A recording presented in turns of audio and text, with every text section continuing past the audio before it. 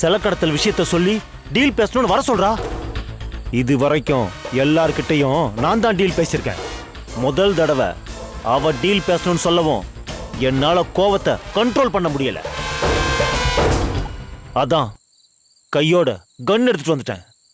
அவளை சுட்டு கொன்னுலான்னு. அதுக்கப்புறம் என்ன ஆனாலும் பாத்துக்கலான்னு தான் வந்தேன். ஆனா இங்க வந்து பார்த்தா நீங்க நிக்கிறீங்க.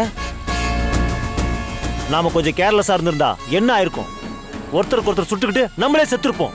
ஏய், உன் விஷயம் எப்படின்னு தெரியாது. ஆனா நான் செத்திருக்க மாட்டேன். ஏன் அப்படி சொல்றீங்க? என்னத்தான் அவ தினம் தினம் சாவடிச்சிட்டு இருக்காள. அப்படின்னா அவளை உங்களுக்கு முன்னாடியே தெரியுமா? நேர்ல பார்த்ததில்ல. ஆனா ரொம்ப நாளாவே அவ போன்ல தான் மிரட்டிட்டு இருக்கா. என்ன பத்தி எல்லாத்தையும் தெரிஞ்சு வச்சிருக்கா. ஆனா என்ன போலீஸ்ல மாட்டி விடணும்னோ கொன்னுடணும்னோ அவன் நினைக்கல.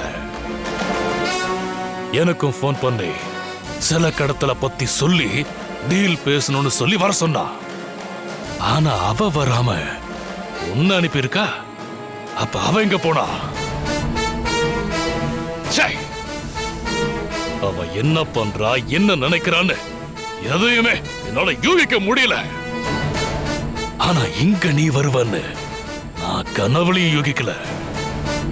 ஆனா அவ என்னை இப்படி எல்லாம் சாகடிக்கலான்னு விதவிதமா யோசிக்கிறா. நீ சுடவும் உயிர் போய் உயிர் வந்துச்சுல்ல, அதுதான் அதுதான் அவளுக்கு வேணும். ஆனா எல்லாத்தையுமே எங்க இருந்தோ பார்த்து ரசிச்சிட்டு இருக்கா. எங்க இருக்கான்னு தான் தெரியல.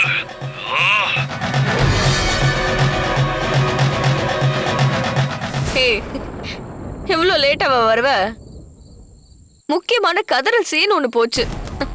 சரி பாரு, நீயும் பாரு. ஐயோ மாமா,